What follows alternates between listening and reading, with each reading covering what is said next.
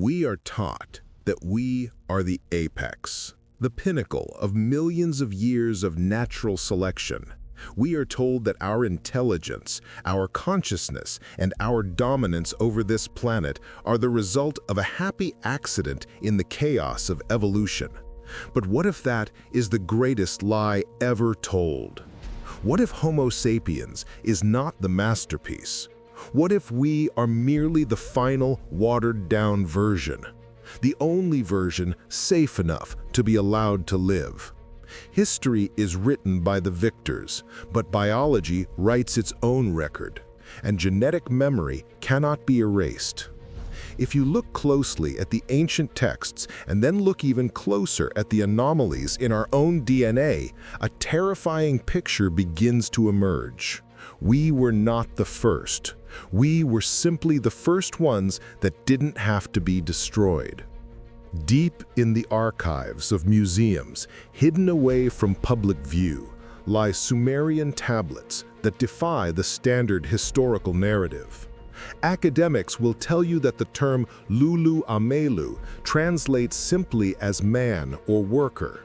They want you to believe it refers to a primitive farmer.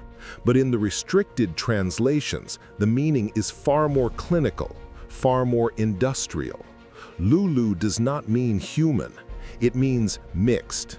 It translates to biological vessel or container, and Amelu refers to something specific, a being that was constructed, not born. This is not poetry. This is a technical manual.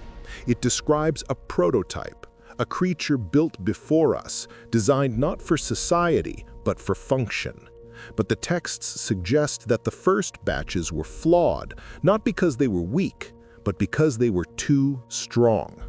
There are fragments of tablets that are rarely discussed, lines that read like the log entries of a frustrated genetic engineer.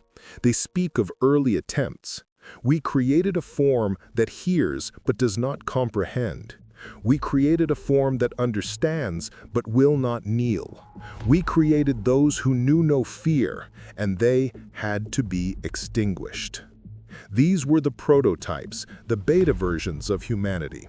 Hybrids with excessive aggression, entities with telepathic capabilities that made them impossible to control, beings with an intelligence so sharp, so piercing, that they questioned the very nature of their reality. There is a forbidden term found in two specific tablets, Dohun. Translators soften it to mean rebellion, but its root meaning is architecture or structure. The text describes a creature that saw the Dohun. It saw the design. It realized it was in a simulation, a biological project. It realized its masters were not gods, but engineers. And once a tool understands it as a tool, it becomes a weapon. That entire genetic line was wiped out. Science calls these moments evolutionary bottlenecks. We call them system purges. Look at the genetic anomalies that no biologist can fully explain. 7,000 years ago, the human genome suffered a collapse. The Y-chromosome diversity plummeted. Almost every male lineage on Earth vanished, leaving only a few specific, authorized bloodlines. At the same time, mitochondrial DNA in females shows a sudden, artificial spike in a single direction. Consider the medical impossibility of the Rh-negative factor. In all nature, a mother does not reject her own offspring.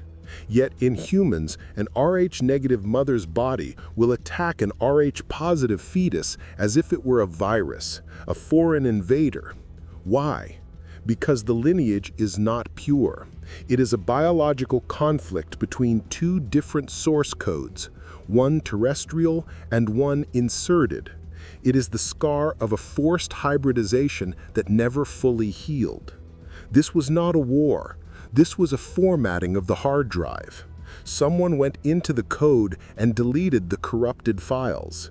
They removed the wild traits. They removed the sectors of our DNA responsible for extreme longevity, for rapid regeneration, for the heightened sensory perception that the prototypes possessed.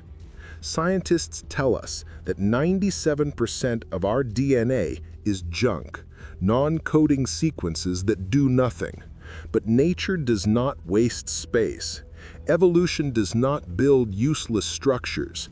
That is not junk. That is deactivated code. It is the software of the gods, explicitly commented out by the programmers. It contains the abilities we are forbidden to access. It is the lock on the cage. We have been domesticated.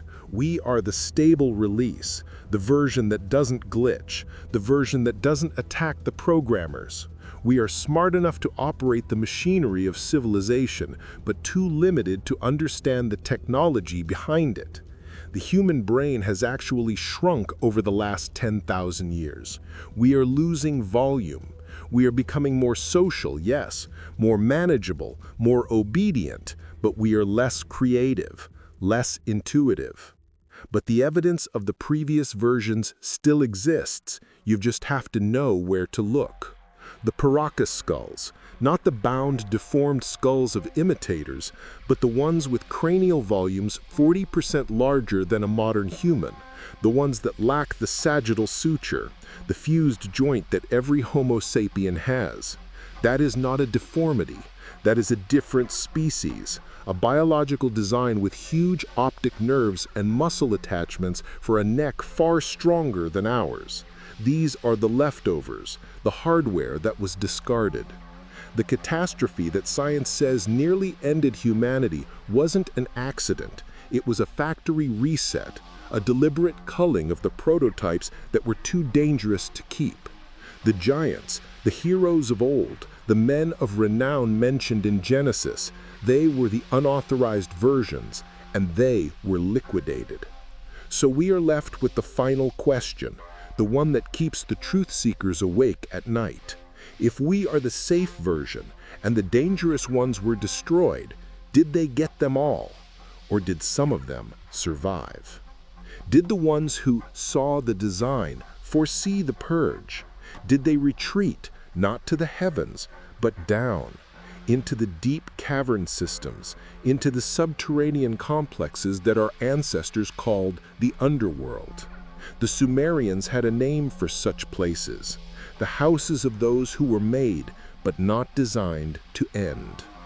Perhaps the reason we feel an instinctual fear of the dark, of the deep places of the earth, is not because of predators, but because deep down in our watered-down DNA, we remember. We remember the ones who came before us, the superior ones, the ones who are still waiting for their turn to reclaim the surface.